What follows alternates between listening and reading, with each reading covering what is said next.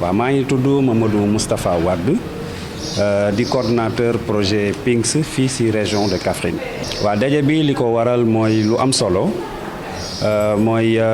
projet PINGS dafa dégager enveloppe boo xam ni toll na ci 120 millions ñu répartir ko ci 5 régions projet PINGS bi tey nag ñu commencé distribution bi fii ci région de Kaffrine. Région de Kaffrine nag ñu am fi 8 communes yoo xamante ni dañ fay intervenir donc ñu ñëw fi tey pour distribuer les kits d'hygiène di ko def nag ànd ak le bras technique de l'État bi nga xamante ni mooy inspection d'académie ak les partenaires de mise en œuvre mais aussi ak le maire ak conseil départemental pour que ñu def la remise officielle des kits d'hygiène.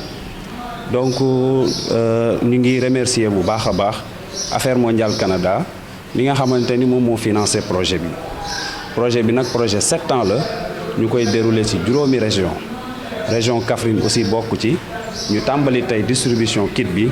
fii ci région de Kaffrine donc muy 2220 kits moom la ñuy distribuer dans les 8 communes d'intervention du projet. Merci bien. waaw dama am déjà benn sentiment de satisfaction maanaam sama xel dafa dal ma kontaan ci li nga xam ni PINGS ñëw na di ko accompagner suñu élèves yi ñun jàng ak jàngale moo ñu tax a jóg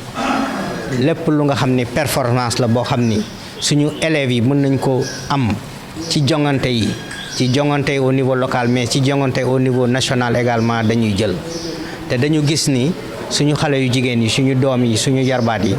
bu ñuy gis mbaax dañuy am difficulté pour nekk ci école yi ñenn ñi duñu ñëw ñenn ñi dañuy ragal ñenn ñi sax dañ fay jaare boo deful ndànk bàyyi jàng bi ñu évaluer loolu gis loolu ci la ñu partenaire PINGS accompagné ni xaay leen ma jox leen ay kit yoo xam ni dañ ko mën a jox xale yooyu bu ñu leen ko joxee dinañ mën au moins bu leen dabee dinañ mën a toog ca école ba def li ñuy war a def wala changé wu ni ñu war a changé wu te kenn du leen xamal dara ñu continuer seen jàng ba ñu war a wàcc ñu wàcc dem ñibbi seen kër. loolu dama ni léegi lu am solo la ci seen jàng ak jeexital bu lu am jeexital la seen jàng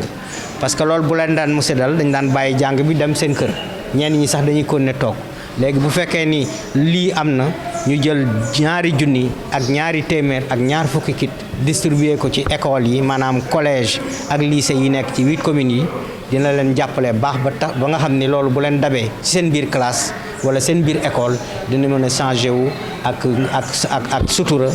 continuer seen cours comme ni mu waree donc loolu ñu ci sant vraiment PINGS di ci sant aussi ñi ko jàppale muy CNDL muy World Vision di sant aussi collectivité yi parce que maire yi mu ngi fi la commune de Kaffrine mais président du conseil départemental aussi ñu ngi fi parce que xale yi suñuy xale lañu suñuy doom lañu doomu commune bi la doomu département bi la donc luñ ko def rek ñoom lañ ko defal. Merci.